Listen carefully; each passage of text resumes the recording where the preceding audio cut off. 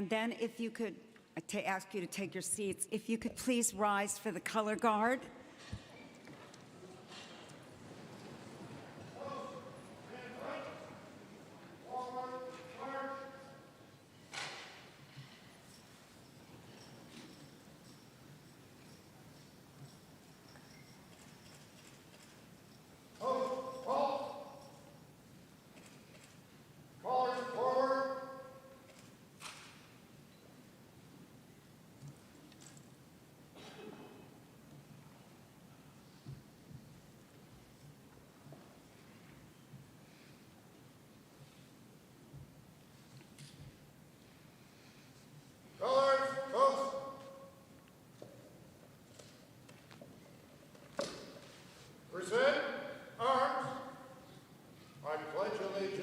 To the flag of the United States of America, and to the republic for which it stands, one nation, under God, indivisible, with liberty and justice for all. Order, arms. Detail return.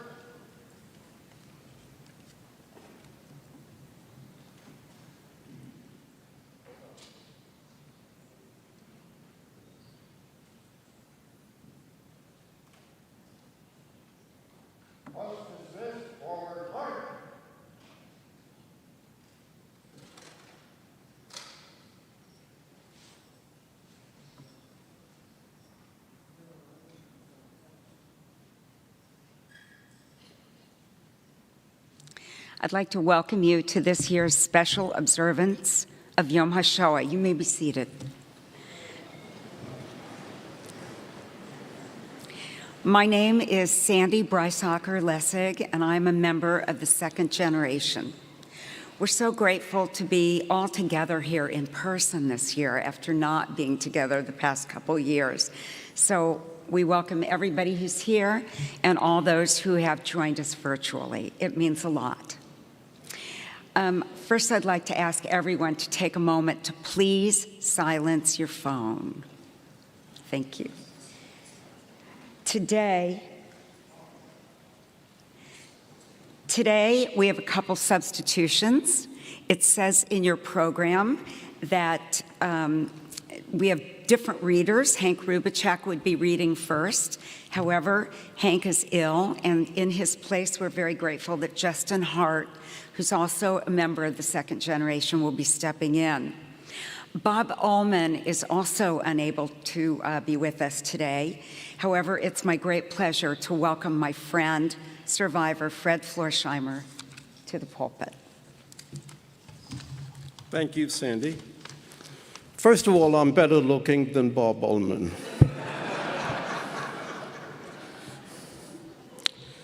I was born in 1931, which makes me 90 plus, in a beautiful small town in southern Germany. The name is Höchst im Odenwald. Strange for me to say that because I haven't spoken German in maybe 30, 40 years. My parents being both dead, my aunt and uncles, my extended family, they're all gone. So there's no need to speak German anymore. The population in this small town was 2,400 people. Jews in this town numbered about 80 families. Jews had a presence in that town since the late 1700s. Everybody knew each other. My father and his brother were born there and owned a small store. As were typical of Jews, they were merchants, small store owners, selling inexpensive goods. My mother's father was the area rabbi. He had at least 4 towns that he administered to. When the synagogue was built in that town, everyone celebrated, Jews and Christians and unbelievers. It was a big town event. The first new building that was put up in that town in many, many years. The people who lived next door to us were friends. They invited my mother to celebrate Christmas and help decorate the Christmas tree. My family obviously invited them in for Jewish celebrations. There were contests in this town. There were bicycle clubs, town picnics, family celebrations like weddings and newborns. They all drank beer in beer gardens. The strong anti-Semites slowly started to invade the town. They arrived in Herx at approximately 1935. It came by paramilitary groups and anti-Semitic groups. My father was targeted twice and had to flee the town. My father ended up in Frankfurt, a town that many of you may know, since it's one of the biggest airports in Europe. My mother soon followed with my brother and I. Every single thing we owned was left behind. The business, the house, the furniture, every single thing was left behind. Obviously, any finances that we owned in a bank, they disappeared. Everything was left behind. But we were grateful. My parents were grateful because we had our lives. On November 9th, 1938, the Nazis initiated Kristallnacht. My father was arrested and taken and put in a camp. He was not alone. There were well over 30,000 Jews picked up on Kristallnacht or the week following and put into camps. We did not hear from my father for weeks. In Frankfurt, the town where we now lived, a gang came in one night and destroyed every single thing in that house, every single thing. The only thing that was left was a fish tank that my brother and I owned. My mother was frantic, obviously, and she called every known relative that she knew about, particularly distant relatives in New York. She found an aunt. Her name was Minnie Oppenheimer. The Oppenheimers were well known in Frankfurt and in the town we lived in. Minnie Oppenheimer said, "I will help you." She ran into tremendous opposition from the United States government. As most of you may well know, the State Department and Roosevelt were not in favor of opening the doors or reading the inscription on the Statue of Liberty. She had to enter into an affidavit with the government stating that we were her relative and that she would ensure, after her economic possessions were assessed, she would ensure that we would never go on welfare and that she would provide for us until we were established, had jobs, and became slowly American citizens. I have a copy of that affidavit in my home. Obviously, I cherish it. Without it, I would not be here. My brother would not be here. My mother and father, who are no longer with us, unfortunately, also would not have been able to immigrate into the United States.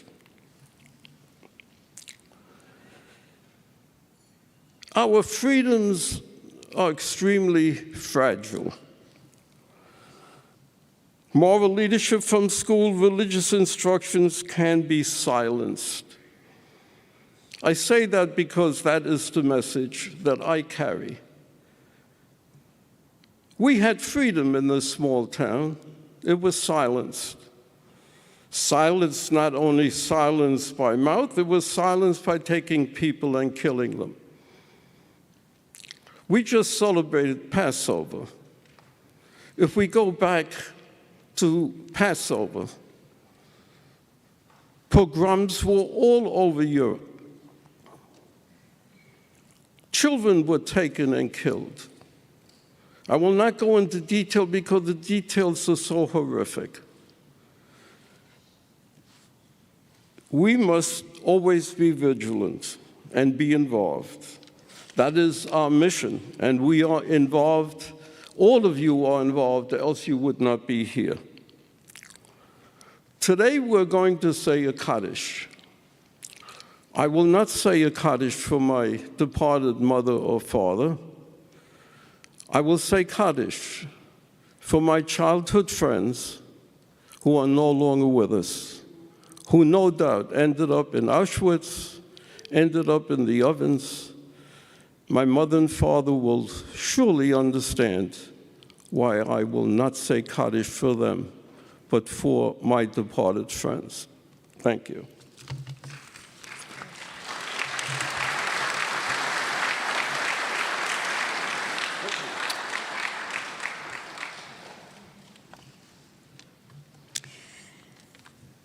Perhaps you're here to remember loved ones or family members you never knew.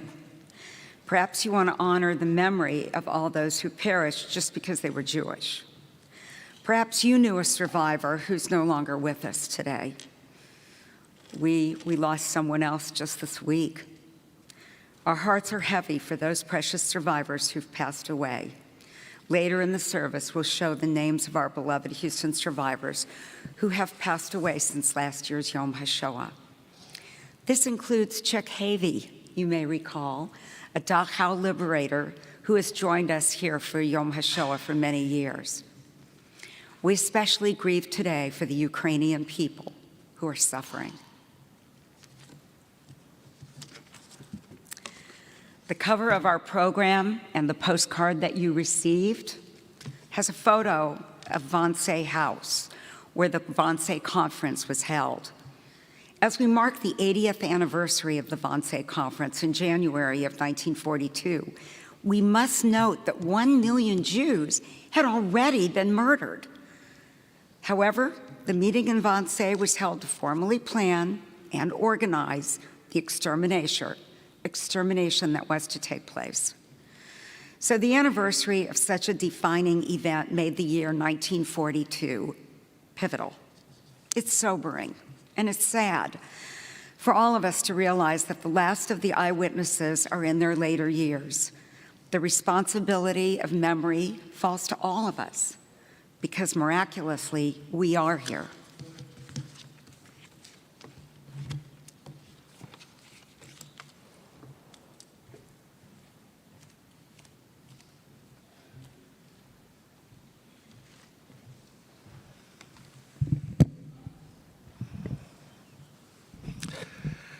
Welcome to Congregation Beth Israel. I'm pleased that after being separated for so long, that we're able to come together. On Passover just ended, we told the epic story of our people's redemption from bondage. Now we count the days between Passover and Shavuot, from Zman Cherutenu, the season of our freedom, to Zman Matan Toratenu, the season of the giving of Torah. It's the journey between Passover and Shavuot that marks our constant search for revelation. Rather than a revelation that happened only once in the past, we seek revelatory moments where we are struck with awe, inspired with hope, and compelled to keep walking towards a holy place and time. A wise observer once noted, between periods of such digging in the dark, we must endeavor always to transform our tears into knowledge. The tears that give way to knowledge become the foundation on which the future may be built. The Jewish people have certainly cried tears of bondage and suffering. They've been marked for annihilation and left in heaps of ashes. There isn't a nation or a people on earth that hasn't suffered on its way to becoming great or in its effort to maintain that greatness. On this Yom HaShoah, Holocaust Remembrance Day, we are called together to preserve our relationship to the past and awaken our hopes for the future. Only in partnership can we accept nothing less than the promise that knowledge and understanding will bring us closer to real peace. So we pray, Eloheinu v'Elohei Avotenu v'Imotenu, our God and God of our ancestors, we have struggled long enough. We know that too many tears have been shed in the world, and too many voices have been silenced that once shouted in freedom. We have learned. Your teachings are a veritable tree of life for those who hold fast to them. They show us ways of pleasantness and guide us along paths of peace. May the lessons we have taken to heart mark a new beginning where joy fills the hearts of all your children, and love binds us in a world of nations dedicated to real peace. May this hour be dedicated to your presence in our life, the memory of your children who perished in the Holocaust, to the hopes reflected in the lives of our precious survivors, and your eternal covenant that sustains us as a people. On this next day in the counting of the Omer between Passover and Shavuot, God, guide us further towards holiness, where every person will know before whom they stand every day. Amen.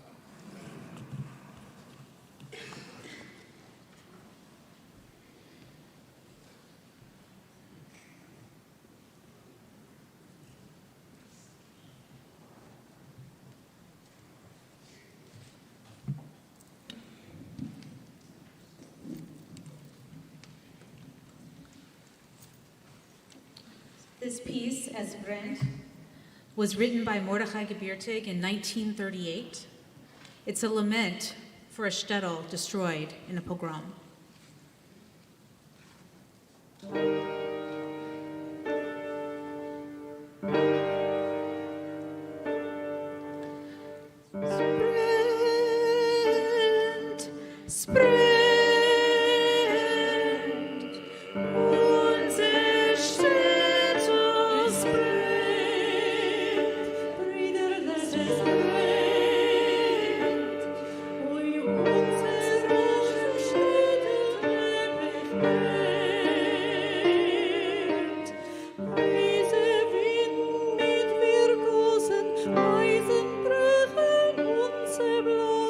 Und die schlechte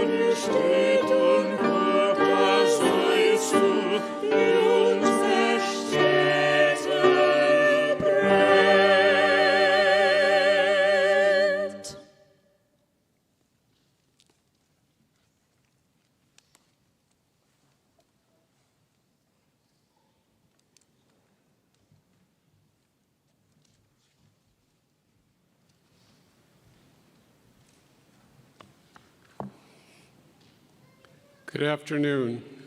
Today we pay our respects to the victims of the Holocaust as we commemorate Yom HaShoah. We look back at a very dark chapter in history and mourn the loss of millions.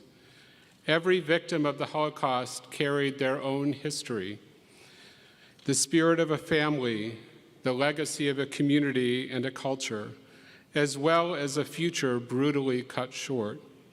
As chair of this museum, I recognize the immensity of the Holocaust and the special responsibility to ensure the victims of the Shoah are never forgotten. We also honor those who survived the Holocaust, many of them spared from death because of the righteous individuals who risked their lives to save Jews and other victims from Nazi persecution. We are privileged to have with us today some of our own Houston Holocaust survivors and their families. We ask these survivors and their families to please stand or raise their hands so that we may acknowledge them.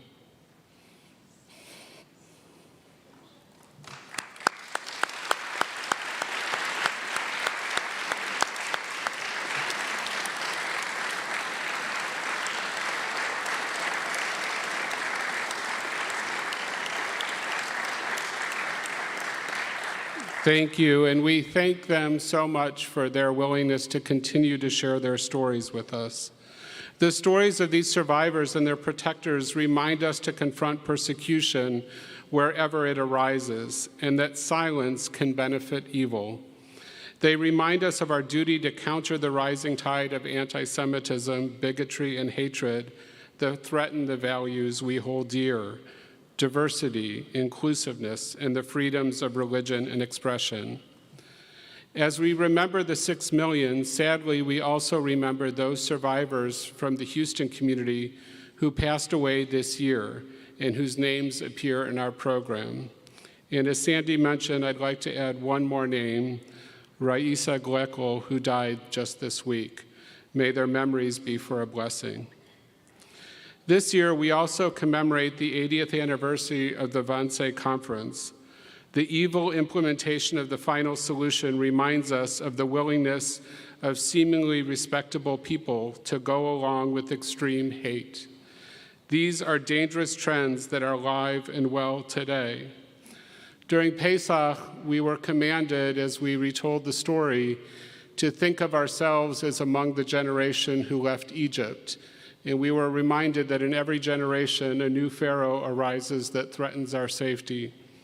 At Holocaust Museum Houston, we are dedicated all year round to bringing awareness to the dangers of hatred, prejudice, and apathy. There is nothing more important to survivors and their descendants than the hope of future generations being educated about the lessons of the Holocaust. This is central to the mission of Holocaust Museum Houston. Today, we have with us the winner of the 2022 Holocaust Museum Houston Yom HaShoah Scholarship Contest, Siana Alanis. Siani is a student at Pasadena Memorial High School and is a member of the museum's Engines of Change Student Ambassador Program. Siani, can you please stand and be recognized?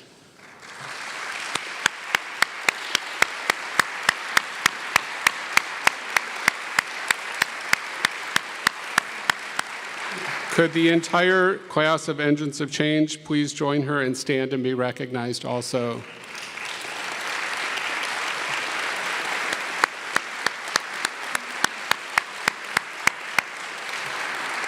Ladies and gentlemen, these recognize our hope for the future. Thank you for standing. In closing, the issues raised by the Holocaust are not consigned to our past. Today, we see refugees fleeing Russian domination and near certain death in Ukraine. The lessons of the Holocaust are present in our daily lives and directly connected to world events. Violent anti-Semitism and hatred did not end with the Holocaust. We as a community need to confront and challenge biased attitudes and build a world that is more accepting. This is the best way to honor the legacy we recognize on Yom HaShoah and to fill our responsibilities of Tikkun Olam to prepare our world from generation to generation. Thank you.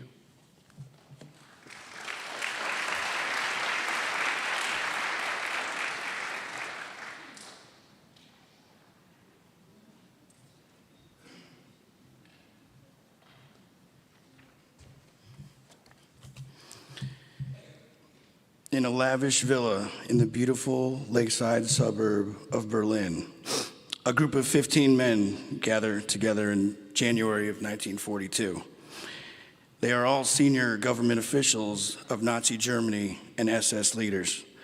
Their average age is 42. 8 of them studied for a PhD. 7 are veterans of the Great War. And on that chilly Tuesday morning, they met to orchestrate and coordinate a genocide with Reinhard Heydrich as the leader. Why is the Wannsee Conference so important? Because we now know that this final solution wasn't decided at this meeting, since over 1 million Jews were murdered even before the conference began.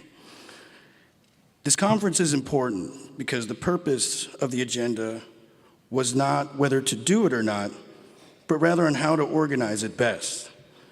Its main purpose was to ensure the cooperation of the administrative leaders and various government departments in the implementation of the final solution to the Jewish problem.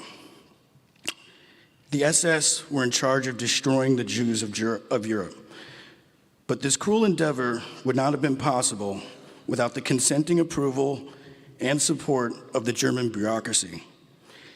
January 20th, 2022 marked 80 years since this conference was held, and everyone present at that meeting were accomplices and accessories to the murders that were about to be undertaken. People's lives and deaths were reduced to categories and lists.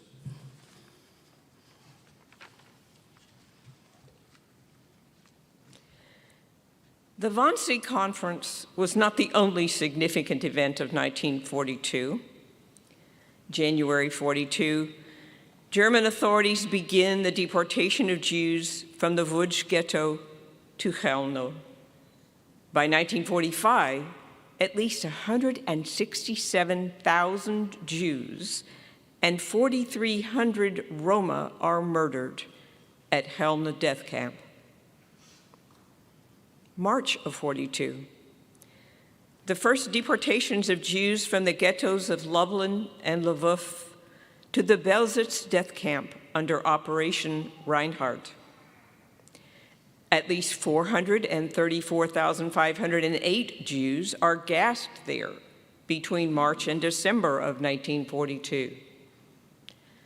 Between March and October of 42, Slovakian Jews are deported as slave laborers, and at least 24,378 sent to Sobibor Killing Center. 19,000 are deported to Auschwitz, and 13,000 to the Lublin ghetto and Majdanek concentration camp. Deportations of French Jews begin, eventually taking them to Auschwitz-Birkenau, with fewer than 3,000 surviving. May of 1942. General Reinhard Heydrich is killed by Czech resistance. 12 days later, the entire inhabitants of the entire village of Lidice are murdered in retaliation. SS officials performed the first selection of victims for gassing at Auschwitz-Birkenau using Zyklon B. More than 1 million people will be murdered there by 1945. The first 865,000 people were not even registered before being gassed upon arrival. The murder of at least 167,000 Jews begins at the Sobibor death center. And by this month, the Jews of the Netherlands, Belgium, and France must wear the yellow star.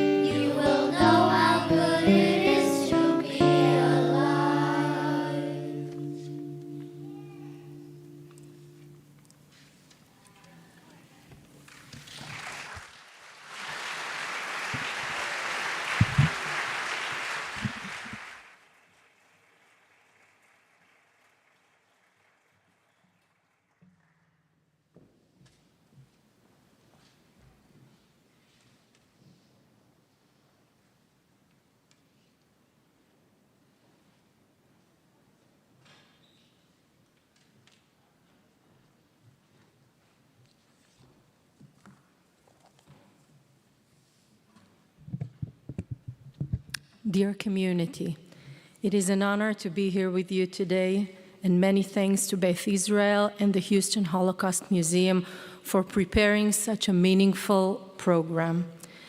Yom HaShoah is a particular special day as we gather to commemorate the profound legacy of more than 6 million Jewish souls who perished in the darkness of the Holocaust. Honor those who survived and discuss lessons learned. It is critical to come together as a community and remind the world how easily evil prevailed and was able to destroy much of what was considered to be the others. As time elapses and we grow further away from those tragic times, it becomes increasingly important that we listen and amplify the voices and stories of the survivors, especially as their number begins to fade. It is also an important moment to point out the unfortunate reality that anti-Semitism is continuing to metastasize. There are deeply unsettling statistics from the ADL, and I quote, "In our most recent audit of anti-Semitic incidents in the US, we have recorded more than 2,100 acts of assault, vandalism, and harassment in 2020, which was an increase of 12% over the previous year. This was the highest level of anti-Semitic incidents since the ADL tracking began in 1979. Assaults, harassment, and vandalism against Jews remain at near historic levels in the US. These facts have to remind us all that the work to confront anti-Semitism is never done, and Texas is no exception. Anti-Semitism should be combated in a holistic and integrative approach that involves all levels of society and all relevant players, working simultaneously on a top-down and bottom-up approach. Top-down, meaning to pursue an adequate legislative framework that would be enforced,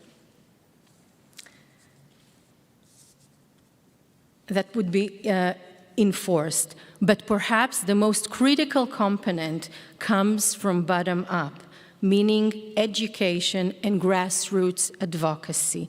By pursuing both courses of action, I believe we can make a meaningful difference in stunting the growing rise of anti-Semitism and Holocaust denial that we encounter.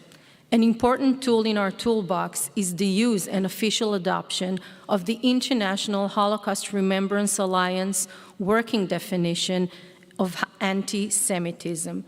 This working definition has been adopted by the state of Texas only last summer, like in other American states. My colleagues and I, alongside Jewish communities around the world and many other faithful partners, are working tirelessly to have this definition adopted here in the US and all around the world. One of the most significant examples that the IRA definition includes of anti-Semitism is that of denying the Jewish people the right to self-determination by claiming that the existence of the State of Israel is a racist endeavor is, in fact, a form of anti-Semitism, reminding us that we mustn't be afraid to confront critical speech about Israel when it veers into anti-Semitism and call it what it is. Together, we have been able to achieve recognition of the Holocaust at the highest levels at the United Nations. In 2005, the UN General Assembly adopted a resolution recognizing the International Holocaust Remembrance Day, and just last January, a second UN resolution was adopted condemning Holocaust denial and distortion.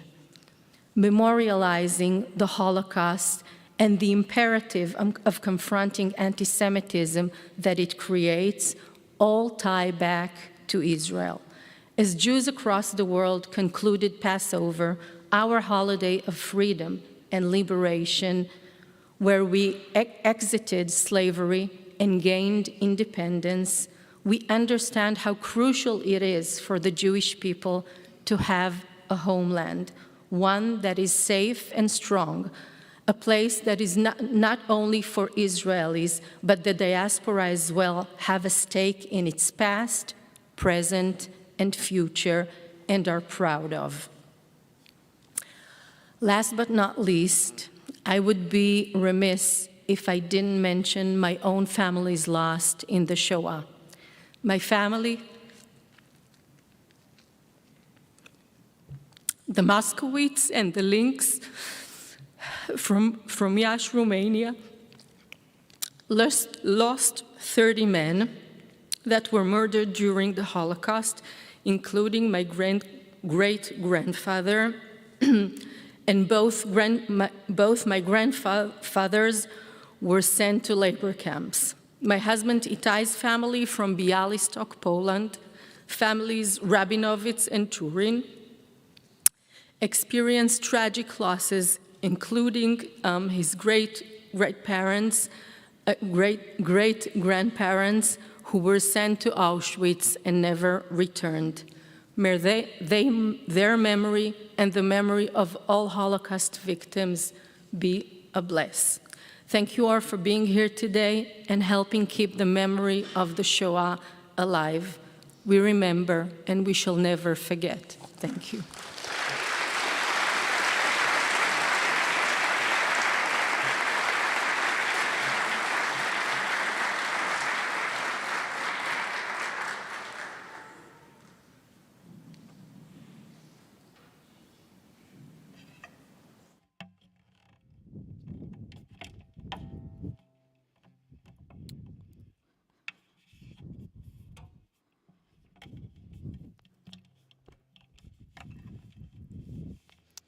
As we remember 1942, I'll sing the song The Last Butterfly, written by Pavel Friedman in 1942, who died at the Theresian concentration camp at age 14.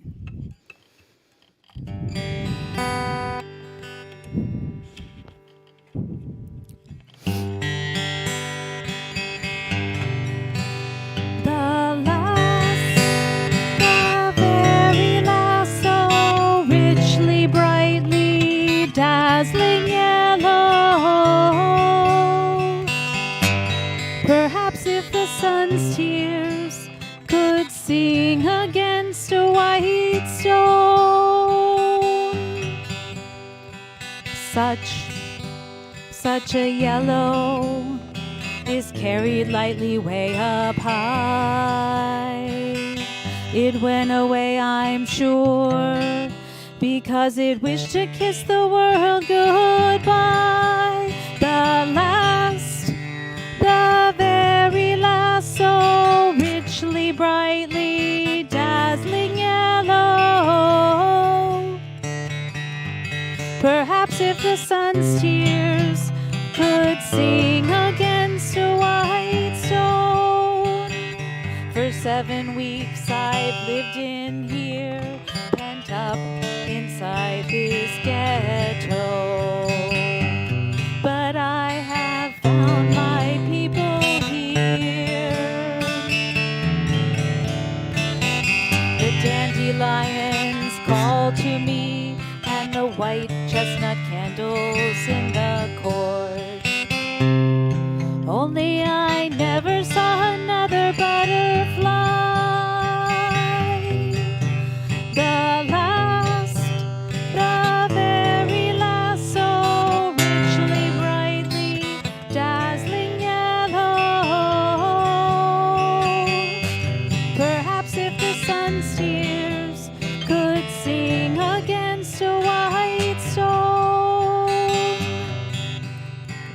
Butterfly was the last one. Butterflies don't live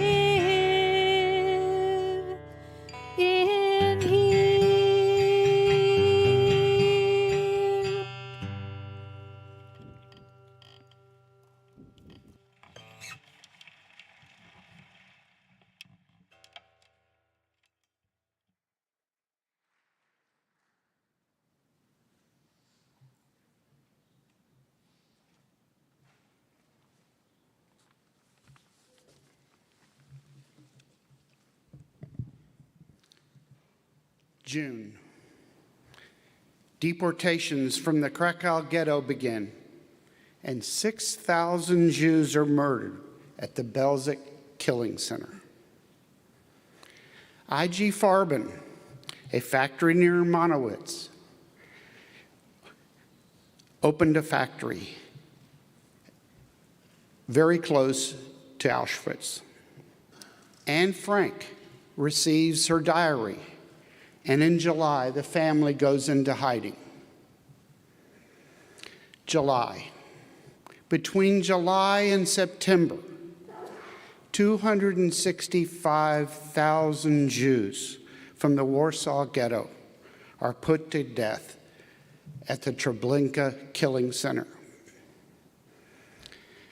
which begins its operation, and 35,000 Jews are killed in the ghetto during the deportation operation, where an estimated 925,000 Jews, Poles, Roma, and Soviet prisoners were all murdered in the next year. German authorities began systematic gassing at Auschwitz. 9,000 Jews from the Minsk ghetto are killed in mass shootings by German SS and their auxiliaries. August, 76,000 Jews from the Galicia district in Poland and 40,000 Jews from Lvov ghetto are sent to the Belzec Killing Center. The Radom ghetto is liquidated, deporting 30,000 Jews to the Treblinka Death Center.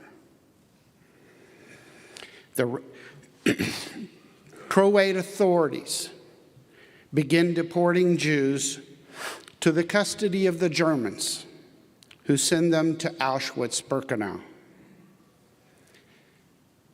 Gerhard Reiner of the World Jewish Congress in Switzerland sends a cable through to the British Embassy to Rabbi Stephen Wise, its president, explicitly informing him of the plan to completely annihilate the Jews of Europe.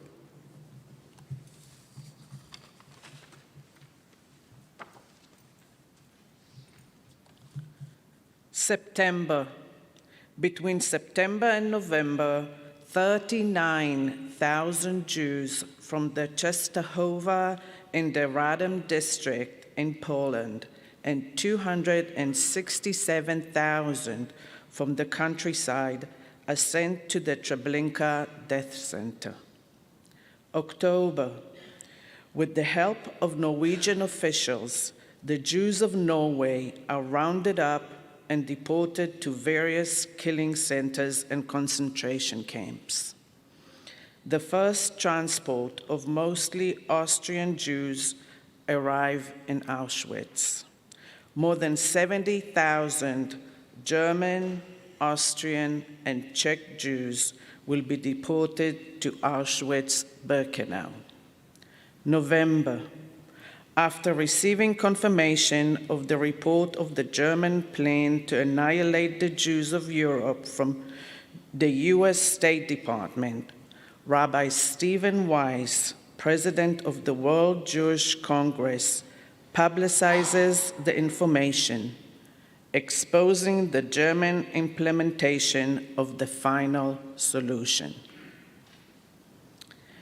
Our words explain that 1942 was an unimaginably year for Jews and all the other victims of the Nazis and their collaborators.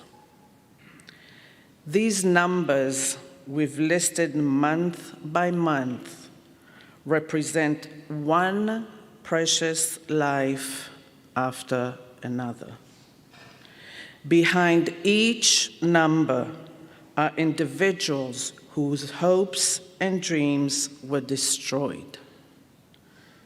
Today, we bow our heads in mourning for those we knew and those who have no one to remember them.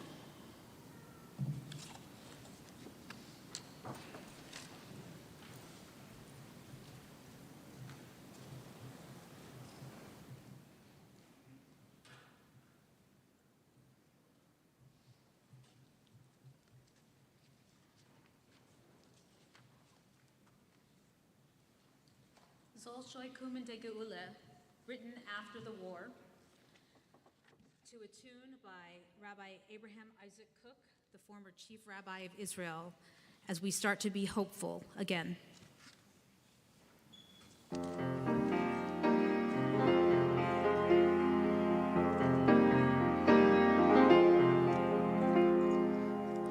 Angesäue Teufeln Harten macht mir alle Chaim.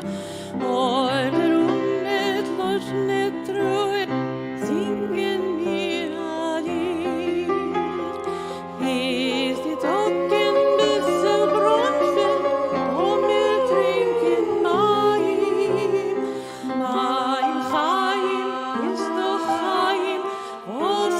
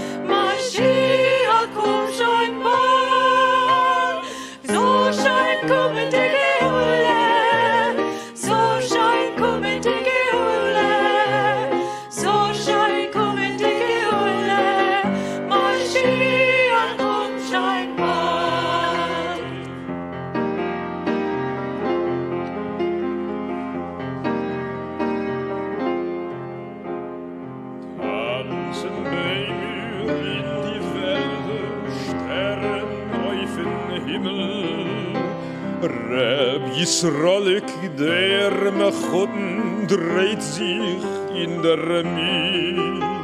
Es wird sich aufchappen, Mashiach, von seinem tiefen Drimmel. Wenn wird hören unser zu viele dicke Lied. Soll schon kommen die Geule, soll schon kommen die Geule, soll schon kommen die Geule. Moschiach, komm schon bald, hoi, soll schon kommen die Geule, soll schon kommen die Geule, soll schon kommen die Geule. Moschiach, komm schon bald.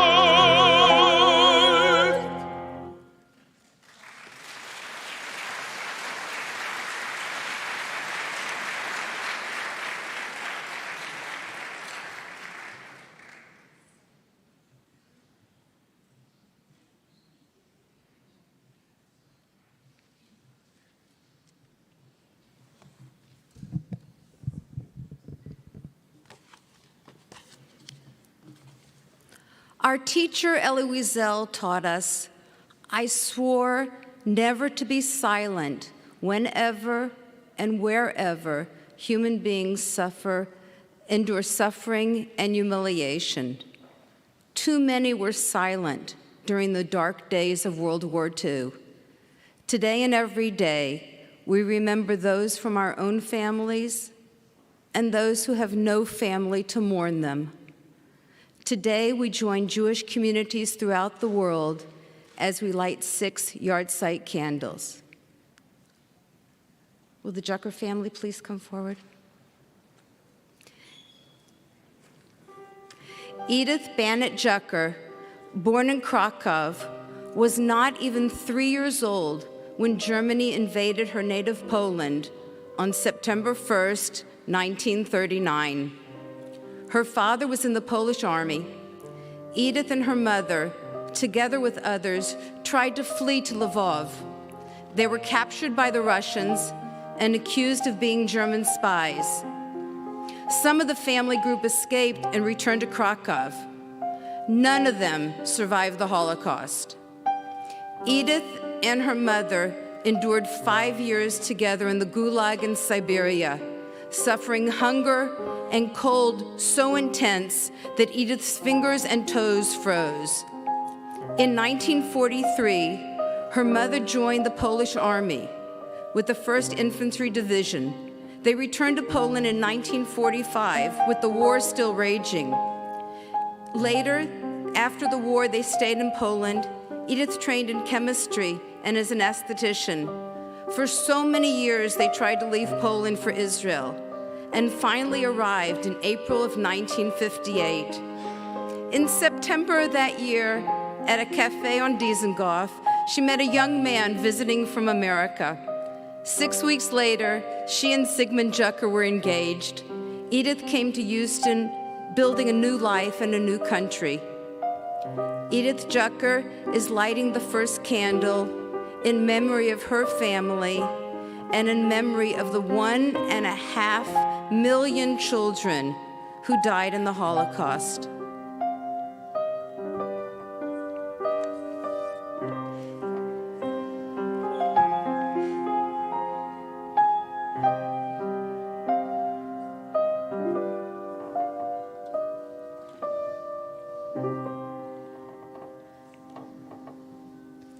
Josette Hart was born June 12, 1944, 6 days after D-Day in Grenoble in southeast France.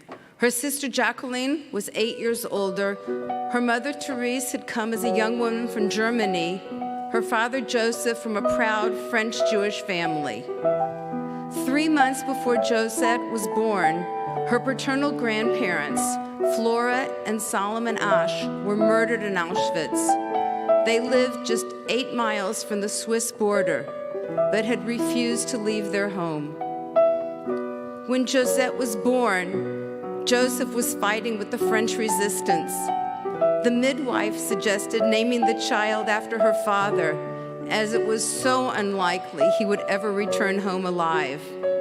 But eventually he did. Their lives were saved more than once due to the courage of righteous Gentiles. Once, when her father was demobilized from the French army, a neighbor helped her mother cross the mountains to see him, walking 12 hours. That same man later took 5-year-old Jacqueline on the train to join them. When Josette was an infant, all the women and young children from the resistance families had to evacuate into the mountains. Again, their life was saved by a righteous Gentile, as a man used his cane to drag Josette in her carriage up the mountainside. In 1947, the family finally received visas and arrived in Chicago to an uncle who had unsuccessfully sent so many letters and affidavits to get the family out of Europe. Her family had brothers there, as well as Josette's grandmother, who had left Europe on the last boat from Genoa before World War II. She was an RN for 50 years, working with infants and children. Josette Hart will now light the second candle in memory of her grandparents, the 23 members of her mother's family murdered by the Nazis, and in honor of all the heroes of the resistance.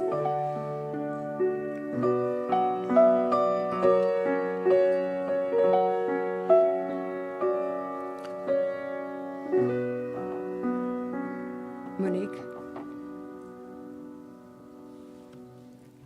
Rose Zeider Rosenthal was born in Paris, March 20, 1929, where she lived with her parents, Pearl Zahnstacher Zeider and Max Zeider, and younger sister Elise.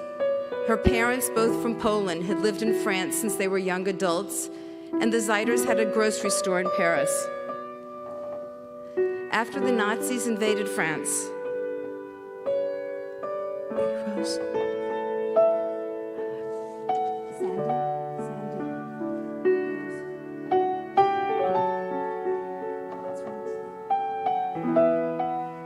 the Zeiders had a grocery store in Paris.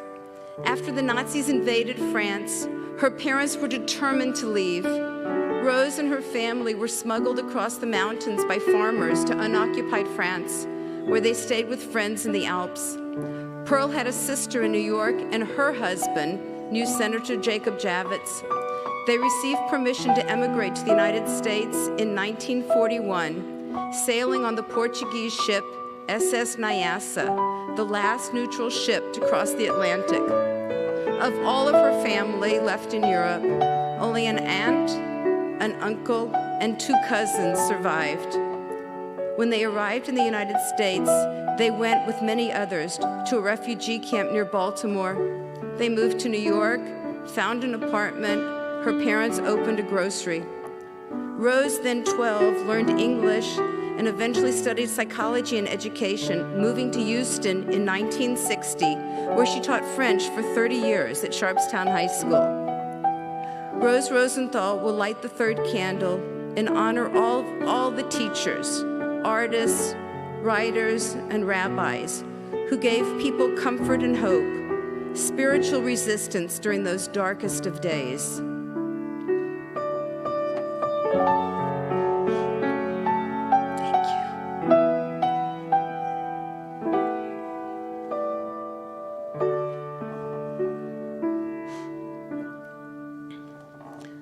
Ada Pola Roger was born July 2nd, 1934, in Przemysl, Poland, to Abraham Poller and Sala Eagle Poller. Her brother David was 2 years older. Their town, very close to the Ukrainian border, was invaded by both the German army and the Russian army. Abraham had a factory. To the Russians, he was bourgeois, and he was murdered in 1939 in their home. Soon after, Sala and the children were arrested and sent to Siberia. Ada remembers the bitter cold, the hunger, the terrible conditions, snow so high they had to climb through a window to enter the house when the snow blocked the door. She and David often slept on a neighbor's stove and collected horse manure for fuel. Sala managed to get the children to an orphanage in Samarkand, in what is now Uzbekistan, where there would be more food. David and Ada soon became 2 of the almost 1,000 Tehran children evacuated from orphanages and shelters in Russia to Palestine with the help of the Jewish Agency. They traveled by truck to Iran, where they stayed about 6 months, and then ship, truck, and train, finally arriving in Palestine, in Eretz Yisrael, in 1943. Ada was sent to Kibbutz Mizrah in the north. At war's end, Ada and David did not know where their mother was, and Sala did not know where her children were. Sala's brother, Leon Eigel, in New York, learned that she was in Paris and was able to connect Sala with her children. When Sala finally got a visa for Palestine, she came to the kibbutz, but was not happy there. She settled in Haifa, and 14-year-old Ada joined her. After high school, Ada served in the Israeli Navy, teaching Hebrew to new immigrants. She became a flight attendant for El Al, flying the Tel Aviv-New York route every 3 weeks, which gave her an opportunity to see the family who was in New York. In 1960, she met Robert Roger at a Hanukkah party there, and 6 months later they were married for 50 years. Ada Paula Rajel will light the 4th candle in honor of all the Jewish parents who did whatever they could to save their children.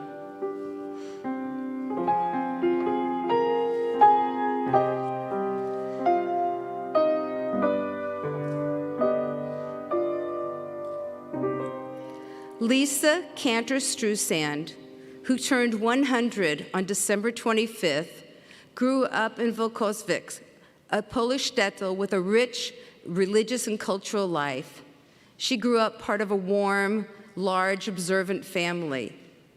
As war became imminent, her parents, George and Paula Cantor, knew that when the Nazis invaded, their first task would be to murder the Jews. Lisa's uncle Manuel, who had emigrated to America, wanted to obtain visas for Lisa's family and her maternal Uncle Yosel and Aunt Chaya, Rudy, and their 3 children, Luba, Avramel, and Leibele. Uncle Yosef felt it was too difficult to acquire visas for both families and insisted that his sister's family go to America first. This magnanimous act cost them their lives. On August 21st, 1939, 10 days before the start of World War II, Lisa, her parents, her 2 brothers, and 2 sisters arrived in America.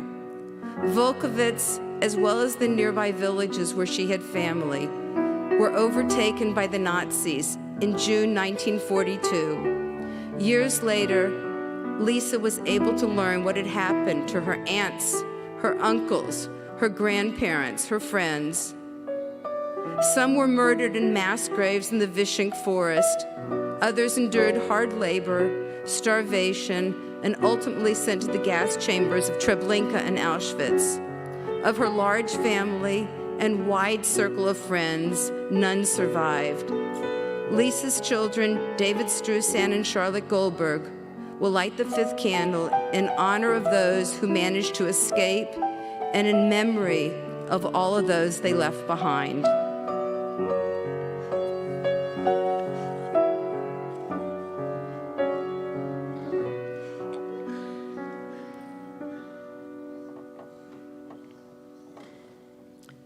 Bill Morgan was born Yosel Margulis, the son of Yitzchak Margulis and Etta Gabiner Margulis, in Chernikov, Poland, May 18, 1925, the 4th of several children from a very poor, strictly observant Jewish family. From a young age, he encountered anti-Semitism. When Soviet troops arrived in September 1939, most Jews looked on them as the lesser of 2 evils. Less than 2 years later, Germany invaded and life became so much worse. Within days, Bill saw Jews degraded and murdered. Soon after, together with hundreds of other Jews, the family was forced into the overcrowded ghetto of nearby Stanislavov. One day, the Germans ordered Bill and others to dig enormous graves in the cemetery. Later, they brought in truckloads of Jews, shot them, and let them fall into the pits. Soon after, his brother Solomon, a Jewish police officer in the ghetto, was hung by the Germans. Bill was determined to escape. He spent the rest of the war posing as a Polish farm worker. Moving from farm to farm, he had to pretend to hate the Jews, laugh at the anti-Semitic jokes. Once he was given a gun and a hatchet and told to kill Jews who had come looking for food. Bill yelled, and the Jews had time to escape. After the war, he spent years searching for his family, only to find that no one had survived. Before we light the final candle, will all the Holocaust survivors who are able please rise and remain standing?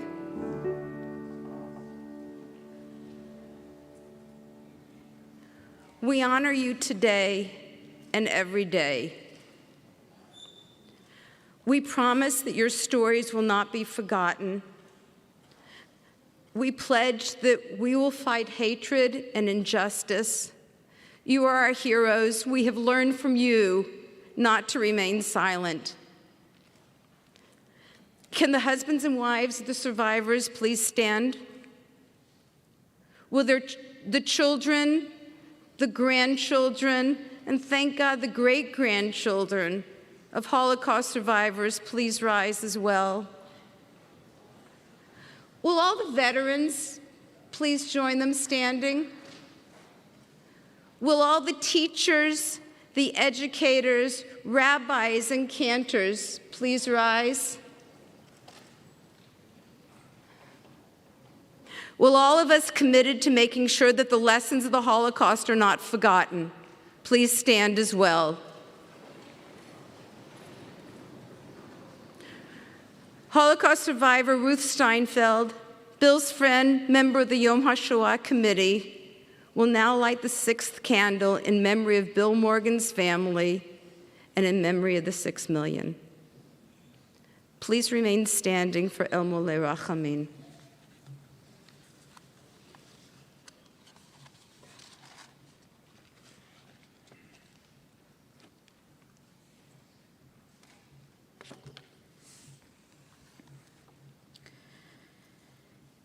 El Moleh Rachamim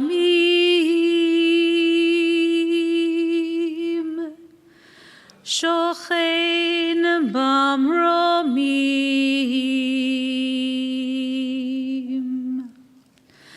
Hamseh Menucha Nechona Tachat Kanfei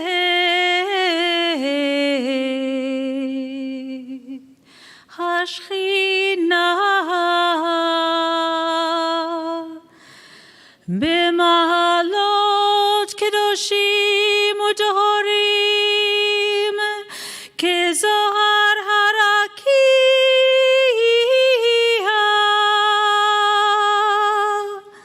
mazhirim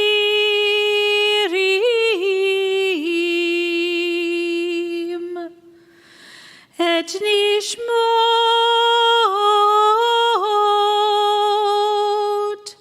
Shisha milyon achenu ve'achyoteinu shenehergu al kiddush Hashem Bal harachamim Yastirem b'seter kenafav leholamim V'yitzror b'yitzror chayim et nishmatam Adonai hu nachalatam V'yanuchu b'shalom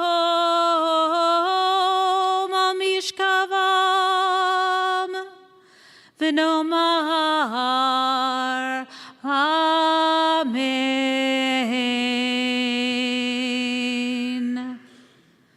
God, full of mercy, who dwells on high, grant perfect peace in your sheltering presence among the holy and pure.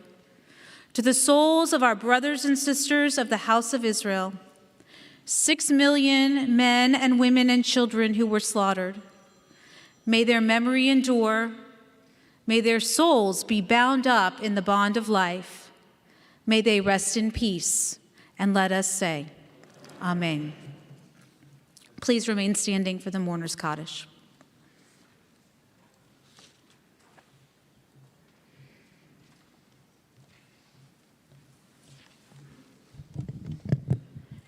In honor and in memory of all of those who have gone from life, for those we take into our hearts with our own, we join together in this sacred prayer.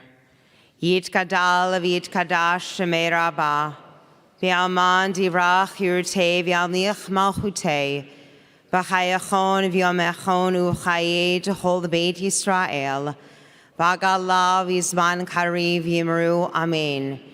Yehei shmei rabbah mevarach le'olam almei almaya, Yit barach v'yishtabach v'yitpa'ar v'yitromam v'yitnaseh, v'yitadar v'yitaleh v'yitalal shebei kudusha b'richu, le'olam inkol b'yirchata v'shirata, tushbachata v'nechemata, damiran v'yama v'yimru, Amen.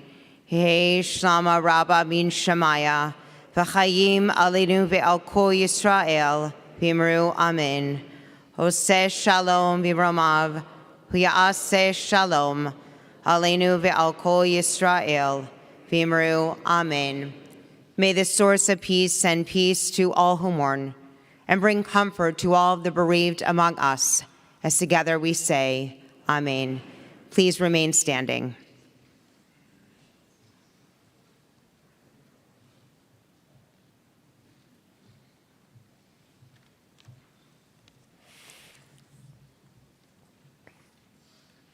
Ribono Shel Olam, Master of the universe, today we gathered as a community to mourn and remember those who suffered and perished in the Shoah. We remember them and know that they did not die in vain. We commit ourselves to sharing their stories and persisting in the call of never again. Now, 80 years, 3 months, 4 days from the treacherous day in Wannsee, where men gathered to plan the extermination of our people with sheer indifference and incredible hate, we implore you to guide us and help us hold your commands of not standing idly by the blood of our neighbors. We ask that you place your spirit on all humanity so that hate is rooted out. May we be inspired by the teachings you provide us to work together to make the world a place of peace and light. May the generations descended from the survivors continue to grow and be as numerous as the stars in the heavens. We resolve to stand up to evil and hate whenever we encounter it. Provide us the strength to do your holy work. As we remember those who died, we also recall all those who risked their lives to help others. May those acts of bravery and resistance inspire us to act the same if called upon to do so. We pray that you continue to watch over and protect all of us. May we all tell the tales of what happened so that the world never forgets, and a tragedy like the Shoah never happens again. And let us say, Amen.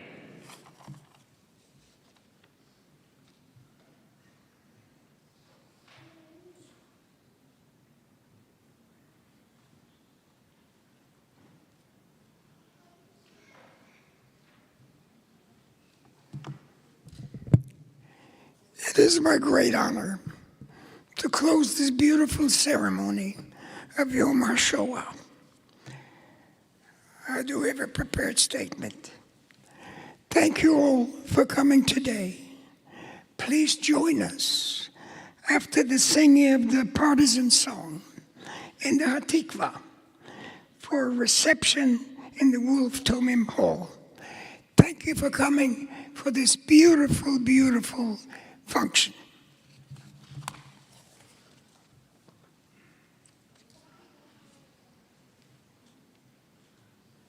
The words to both the partisan song and Hatikva can be found in your program.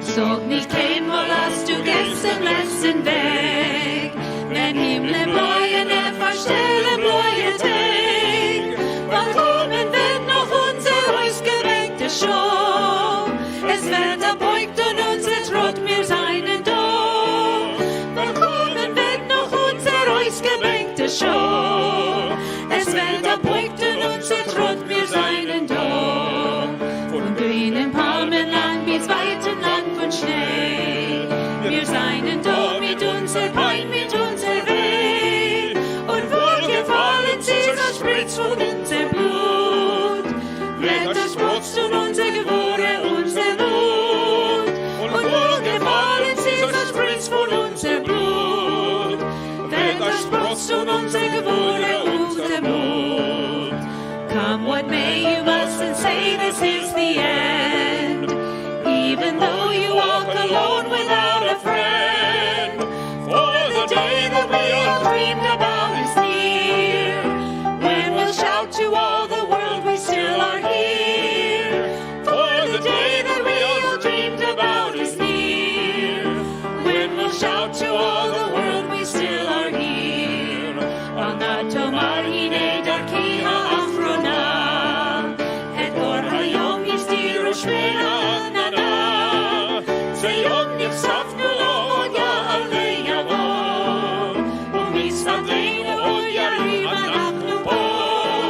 שיום נחשפנו לו יעלה יבוא, ומצעדינו עוד ירים אנחנו פה.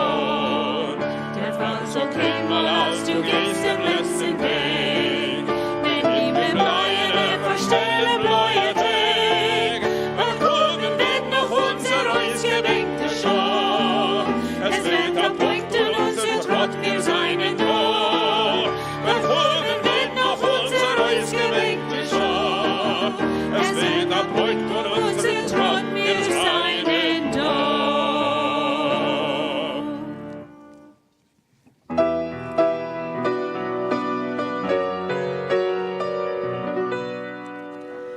Kolon baleva peniva, nefesh Yehudi homia, ulfatei Mizra kadima, ayin lezion Sofia.